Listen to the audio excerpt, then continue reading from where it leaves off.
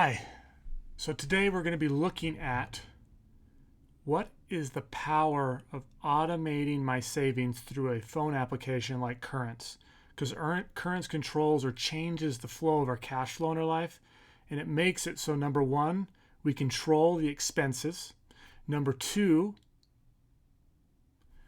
we get to capture savings because savings get lost into everyday lifestyle expenses. So if I save $10,000 in car insurance, if I don't have a flow of cash flow, that $10,000 of savings is just going to disappear into lifestyle expenses.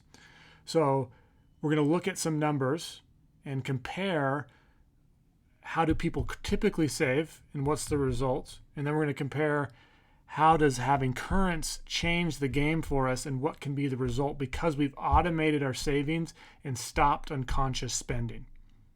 So we are going to be looking at numbers. We're going to go nice and slow. I'm going to try and keep it fast-ish so that it doesn't get boring, but know that we are going to take it nice one step at a time so we're not getting lost and we're on page. If you do get confused, just pause it and rewind it so you can catch back up. So let's dive in here.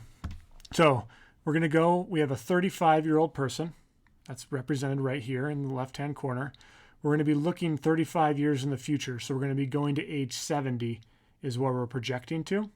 This person has $0 in their account and they aren't putting it anywhere. They're taking the money out of their account that they're saving and they're putting it under their mattress. For this entire example, everything goes under the mattress. The income of this individual is $500,000. They have fixed expenses at $300,000 and they have discretionary expenses at $150,000. Don't get caught up in like, I don't have fixed expenses at $300,000. Just know that this is an example and it fulfills the role. Either way, this individual is saving 10% of their income or $50,000 a year. And the grand result of that is $1.7 million saved under the mattress over a 35-year period. The graph represents that here, so they have 1.7. The red represents the income earned. The green represents the money spent. This example is not accurate because if you ask anyone how much money did you earn 10 years ago, the vast majority, I don't want to say everyone because I don't like using absolutes, but the high chance is that every individual would answer, I'm earning more money today than I did 10 years ago. People increase their income over time. Sometimes it's slower, sometimes you're going to have dips, sometimes you go backwards, sometimes you're not going to have increases. But over time, typically over a 35-year period, you're going to increase your income. To represent that, we are going to increase it by 4% annually. And we also are going to increase the expenses by 4% annually. And the reason we're going to do that is because most people fall subject to a principle called Parkinson's law. Parkinson's law is if there's space to expand, we're going to fill that space with something. And I have a story to highlight this. So I spoke with a man at a conference that I went to a few months ago.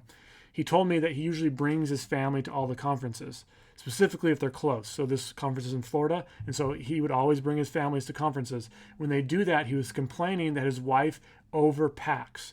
She'll fill up the car all the way to the brim, the back, the top, all the way, the front seats. There's packages everywhere, luggage everywhere. The kids are bundled in, everything, the entire car is packed.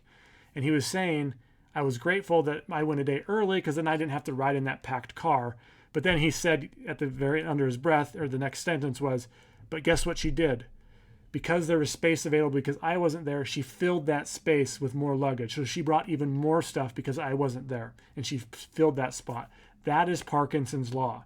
When there's space available, it's going to get filled by something. And so in finances is what happens is when people increase their income, they've increased the space between what they were spending and what they now have available. And the vast majority of people will increase their expenses to rise to meet Parkinson's law. So that's why we increased the expenses at the same rate that we increased our income, because that's what happens in most instances. And that's why people never really get ahead. So with that said, now that we've established that, we went from just over like 1.7 million under the mattress. Now, because we've increased our income and we're still saving 10% of our income, we now have $3.6 million of income instead of 1.7. So there's value there. Increasing your income year over year is powerful, But if you just stick with what most people are doing, which is just save a percentage of income or save what is left, and 10% is even higher than the national average, but we want to be generous and show a kind of a positive example. 3.6 million is what gets saved on the mattress. Now let's take a look at what happens when we add an automation to this. Because adding an automation like using Currence changes the game here, and it makes things just go astronomically bigger and better than you ever would have even could comprehend, at least in my mind. So for example, instead of, the way the automation can help is instead of our income rising at 4% and our expenses rising at 4%, our income can rise at 4% and our expenses can be slowed because we're in charge of the automation. We get to change it. So we see the increase in income, we're going to only increase it by 2% instead of 4%. So we're going to be very in control of that. It's a conscious choice to create an automated savings. So to do that, we're just going to increase our expenses by 2% a year instead of by 4% a year.